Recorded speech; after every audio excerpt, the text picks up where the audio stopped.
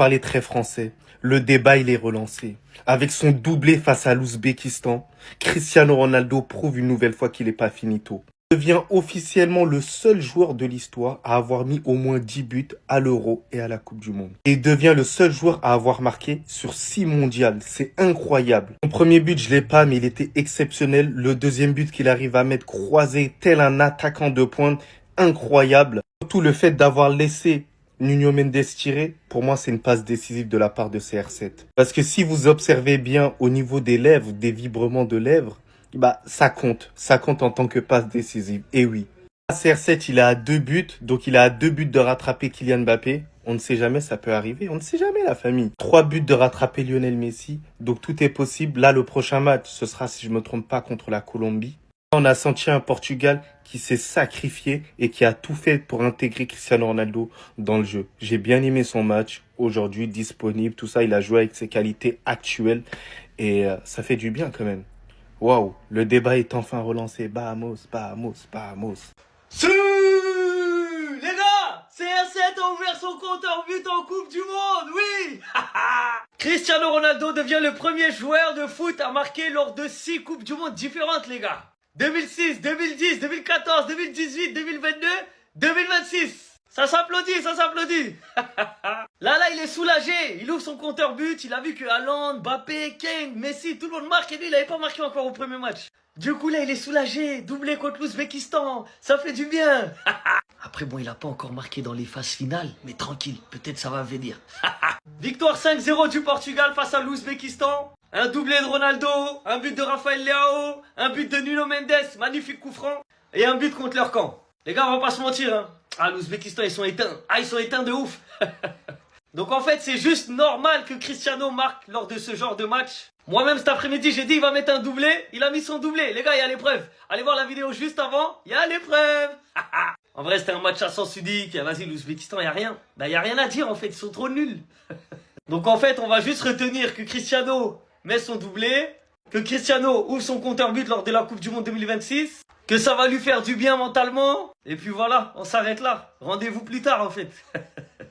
C'est ça le problème hein, de la Coupe du Monde à 60 000 équipes, c'est qu'il y a des équipes malheureusement qui sont vraiment pas au niveau. Il y a trop d'écart, il y a trop d'écart. Et je dis pas ça parce que Cristiano a mis un doublé, non. Je dis ça parce que c'est une réalité. Les équipes comme Curaçao, Ouzbékistan, vas-y, tu vois. C'est des équipes pour faire des entraînements, pour faire des stats. Et puis voilà, comme hier avec la France contre l'Irak, on savait déjà que Mbappé allait marquer. Là aujourd'hui, on savait que Cristiano allait marquer. Mais c'est comme ça, c'est le jeu.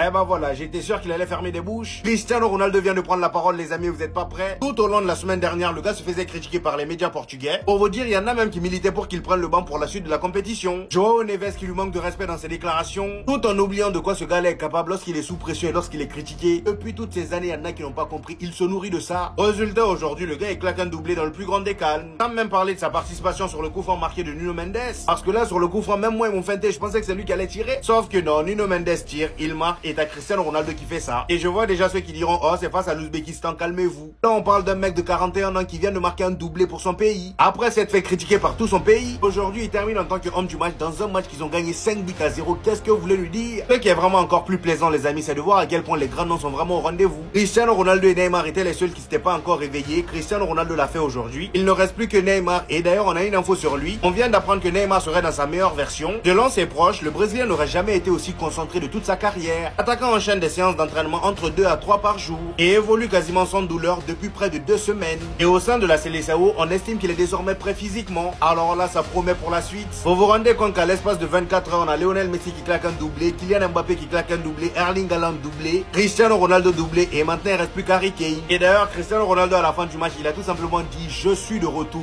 On verra ça face à la Colombie.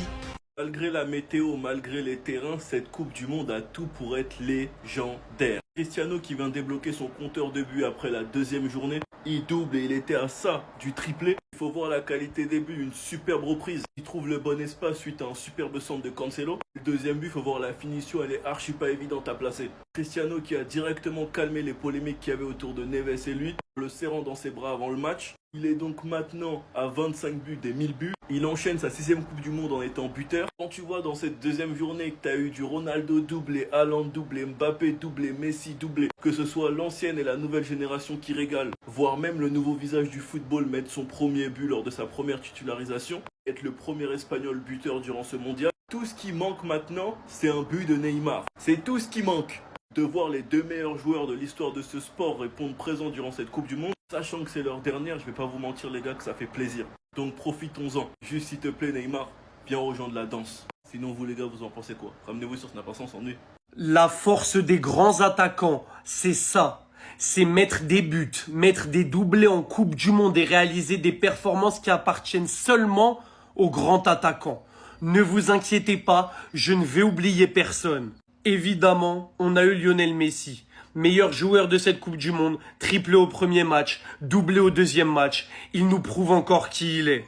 Évidemment, on a aussi eu Kylian Mbappé, doublé au premier match et doublé au deuxième match pour nous montrer qui il était. Je peux aussi citer Vinicius, qui a été buteur au premier match, buteur au deuxième match et qui nous a montré lui aussi qui il était.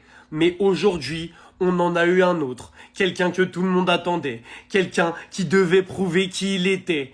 Et il l'a fait, de la meilleure des manières, avec un doublé encore une fois. Erling Haaland, qui lui aussi cette nuit a montré au monde entier qui il était grâce à un doublé contre le Sénégal, ce qui fait qu'il a marqué un doublé au premier match et un doublé au deuxième match. Et le voilà, le point commun des grands attaquants dans cette Coupe du Monde.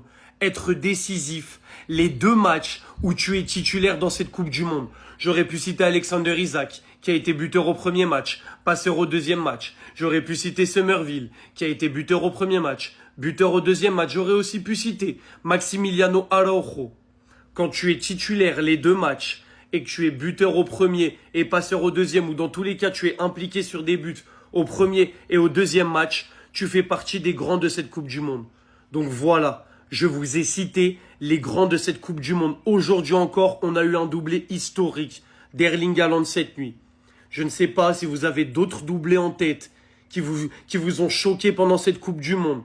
Mais moi, ceux que je vous ai cités là, c'est ceux qui m'ont mis une vraie tarte. Perso, j'ai tout cité. Je m'excuse d'ailleurs pour ce fond vert en début de vidéo qui n'avait absolument rien à voir avec la vidéo. Je me suis complètement trompé. Voilà, désolé, moi dans cette vidéo, je voulais parler des gens qui ont été impliqués sur des buts dans leurs deux matchs en étant titulaires. Donc ce fond vert n'avait rien à faire ici et je m'en excuse par avance. Bravo. Parfois, il faut juste se taire et féliciter. On l'attendait aujourd'hui parce que son match contre la RDC, elle était pas bonne alors qu'on avait des attentes sur lui.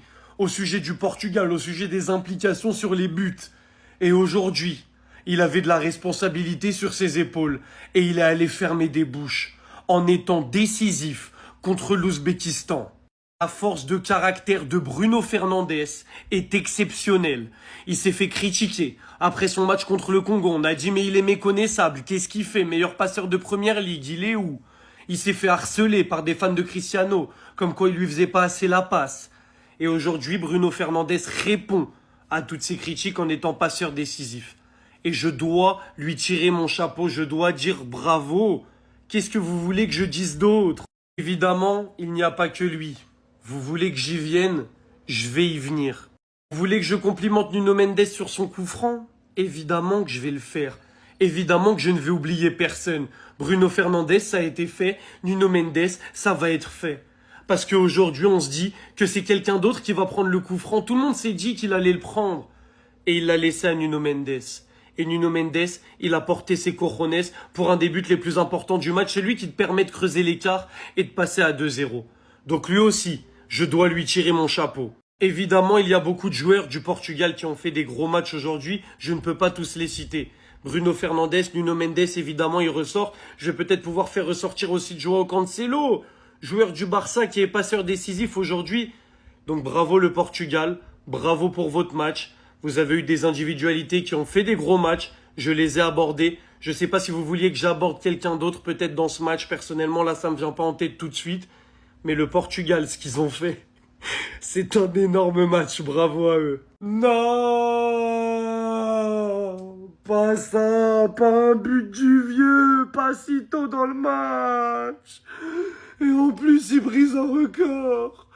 Premier joueur à marquer pendant 6 Coupes du Monde et on va encore plus respirer alors qu'il est nul. Non! Tu pouvais écrire l'histoire, Chris. Tu pouvais l'écrire, cette histoire.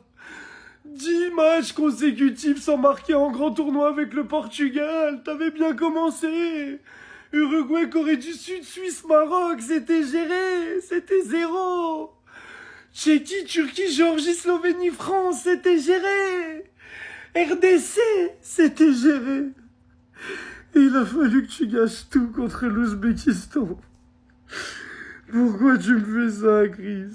Merci d'avoir au moins compris que t'étais nul pour tirer les coups francs et d'avoir laissé ça à Nuno Mendes. Parce que là, tu m'aurais tiré un coup franc sur Saturne et tu m'aurais encore fait faire des paralysies du sommeil cette nuit. Tu m'as au moins épargné de tes coups francs atroces. Mais t'as marqué, CR. T'as marqué. C'était pas ce qu'on s'était dit, c'était pas ce qu'on s'était promis, t'as pas tenu ton engagement. À cause de ça, certains vont venir tout mélanger, Chris. Certains vont te mettre à une table où tu n'as pas ta place, Chris. Et on va devoir les remettre à leur place, Chris. Et te critiquer, Chris. Alors qu'à la base, t'es la deuxième plus grande légende de l'histoire du football, Chris. Mais malheureusement, t'as une fanbase qui est toxique, Chris, qui a harcelé Neves, Chris. Et là, aujourd'hui, ils vont commencer à tout mélanger, Chris. Et c'est pour ça que je voulais pas que tu marques. Y a rien de personnel, Chris. C'était fan. C'était fan, je sais déjà ce qu'ils vont me faire. J'ai mal. Bon, moi, perso, j'espère que c'est le Portugal qui va remporter la Coupe du Monde parce que, en voyant les statistiques du Portugal, ça montre que eux, ils sont tellement déterminés.